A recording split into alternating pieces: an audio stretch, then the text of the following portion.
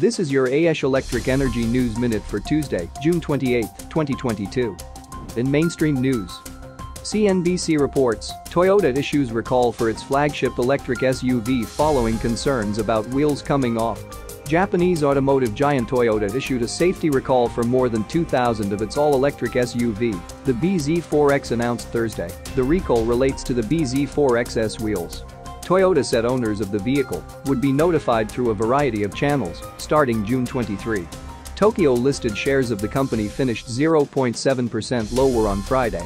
After low mileage use, all of the hub bolts on the wheel of the subject vehicles can loosen to the point where the wheel can detach from the vehicle, a spokesperson for Toyota said in a statement sent to CNBC. Bloomberg headline: Gas jumps as Europe struggles to fill Russian gap.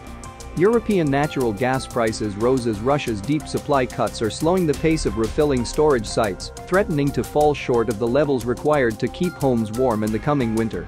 Benchmark futures started the week with a gain of as much as 6.9%. Buyers have found it more difficult to replace Russian gas from elsewhere after its main supplier cut off flows through a major route to Europe by 60% earlier this month. The situation could only worsen with the Nord Stream pipeline, the biggest link from Russia to the European Union, scheduled to fully shut for maintenance next month. The Financial Times reports sharp rise in energy-related scams as household bills soar in Britain.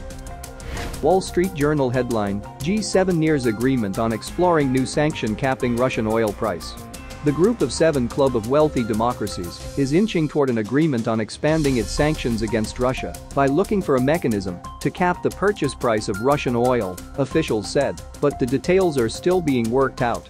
The move, under discussion at the three-day G7 summit in the Bavarian Alps that began Sunday, would come on top of a ban on the purchase of Russian gold, officials said. They said oil is the most lucrative export for the Kremlin, while gold makes up a significant part of the state revenues that fund Russian President Vladimir Putin's war. Forbes headline: More offshore wind, Tesla's money furnaces and green hydrogen in coal country. On Thursday, the Biden administration announced a partnership with 11 state governments to accelerate construction of offshore wind energy projects along the East Coast.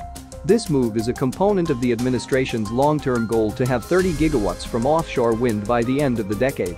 That's enough to cut 78 million metric tons of carbon emissions and to power 10 million homes, or about 24 trips on Doc Brown's time machine.